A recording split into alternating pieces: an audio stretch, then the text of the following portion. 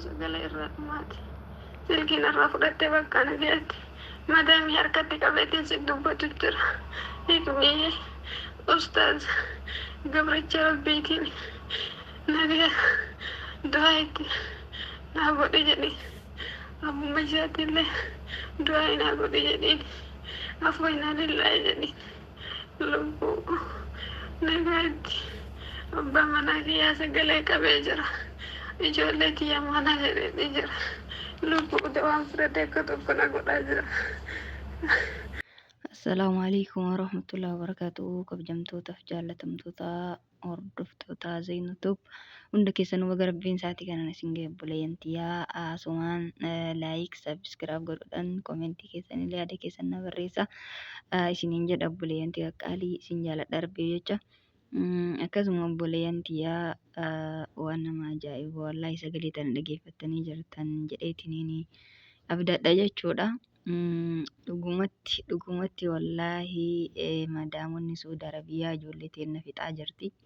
Ijoolleen teenya akka malee dhumaa jirti. Kunoo qoricha isii laaffisuu kan isii ajjeesuu akkuma obboleettiin teenya afaan isii irraa dubbatteen nyaachistee akkasitti sagalee waan garaa nama gubu namni akkasumatti godhee achi ajjeesillee takkarra sagalee ergii dubbadhu ahlii keetitti jetteeni. Akkasitti wallaahi uummata ta'uu fi ka'uu dhoorgite jechuudha naasurra. Hawwa rabbii naasuu addunyaarra hin jirre isitti haa buusu. Dhugaa rabbii yoo mucayyoon tun osoo waan takka hin balleessin ilaa lubbuutitti ajjecha irratti raawwattee rabbiin subhaana wa ta'aalaa hin tura malee jazaa kafaluun isaa waa hin oolu jechuudha. Kanatti aansuudhaan obboleeyyantii dhugaa rabbiin isin haa tiisu. Rabbiin kiyya isin haa tiisu khaaliqu samaawaati wal ardi wallaahi laziim of eegaa kan nama eegu rabbuma. Daa'imman illee of eegaa daa'imman illee akka isin harkaa walillee hin dhooyne yoo isin biratti dhiistee ugurtarte daa'imman akka ijatee san dura milis hin jenne jechuudha. Akka tasaa fooqirraa kufuu danda'ama. Akka tasaa kufteetiin yoo xiqquma isii dhiige bar isin ajjeesan. Akka waan subhaana wa ta'aalaa nafsiyaan teenna tuni raammoo lafarra deemtu hanqatte jechuudha. Ijoolleen isaanii yoo xiqqishuma isii falaxamtee dhiige bakka nuti lubbuun kafalla jechuudha. Lubbuun kafalla nuti.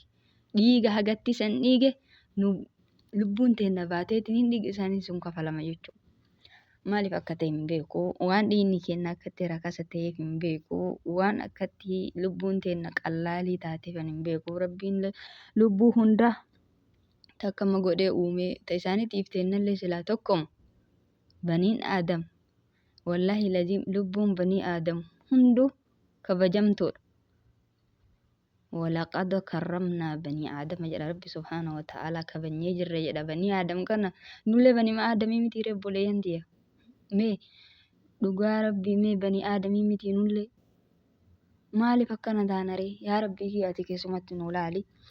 Wallaahi billaahi obboleeyyantiyaa ijoolleen teenna dhuma jirti lakkisa obboleeyyan teessan haa isin didanii xiqqaaqa asin deeminaa gara biyya namaa kana asin deeminaa jedhaani obboleeyyan teessani.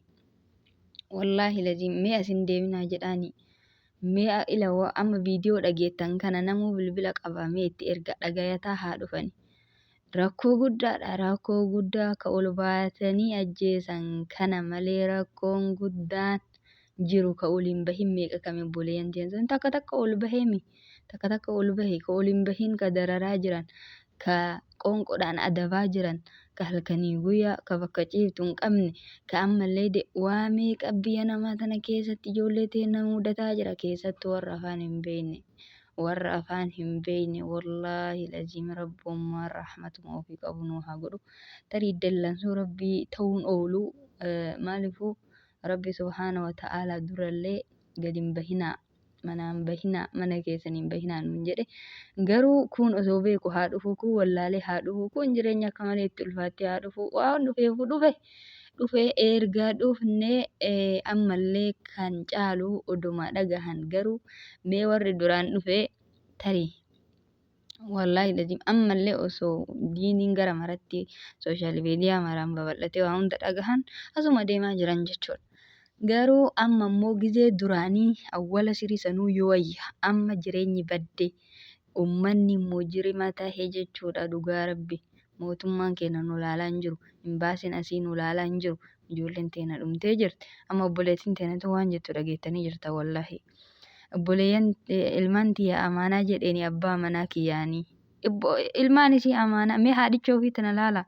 Ta'uufiituu dhabaa jirti amaanaa ilmaanii maadhaamatti. Duute kunoo ta'uufiitiif. Allahu akbar gara haadha waa dhalee wallaahi laziim hasbii Allah wa ni'mal wakiil. Madaamii isii san rabbummaan jazaa isii haa kafaluu fi obboleettii teenya akkatti lubbuun dabarsite of eegaa daa'imman eegaa. Anillee wallaahi guyyaa biraatiif mudannoo qaba mudannoo guddaa qaba daa'imman kanarratti jechuudha. Alhamdulillah garuu lubbuun tiyya nan baane na haftee jirti. Guyyaan nan gahin garuu akka isaaniitiif osoo hin ta'in guyyaan nan geenne daa'imman sirriitti eegaa daa'imman eegaa obboleeyyan tiyya warroonni dulloota gurguddoo naannesatinillee eegaa.